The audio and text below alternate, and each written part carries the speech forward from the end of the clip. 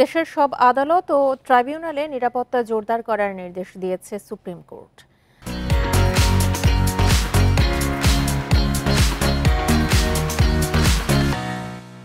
বৃহস্পতিবার এই বিষয়ে সুপ্রিম কোর্ট প্রশাসন শাখার registrar general doctor Aziz Ahmed ভূঁইয়ার সই করা স্মারক জারি করা হয়েছে। স্মারকে বলা হয়েছে, সম্প্রতি সুপ্রিম কোর্ট প্রাঙ্গণে নজিরবিহীন ও অনভিপ্রেত ঘটনা ঘটেছে। একই সাথে জেলা আদালতেও অনাকাঙ্ক্ষিত পরিস্থিতির সৃষ্টি হয়েছে। এসব বিষয়ে প্রধান বিচারপতি গভীরভাবে উদ্বিগ্ন। আইনের শাসন ও ন্যায় বিচার নিশ্চিত করা এবং আদালতের ভাবমূর্তি বজায় রাখতে আদালত সংশ্লিষ্ট সবার সার্বিক নিরাপত্তা নিশ্চিত করার দরকার। এ বিষয়ে অবিলম্বে প্রয়োজনীয় পদক্ষেপ নেওয়ার জন্য সংশ্লিষ্ট সব কর্তৃপক্ষকে নির্দেশ দিয়েছেন প্রধান বিচারপতি।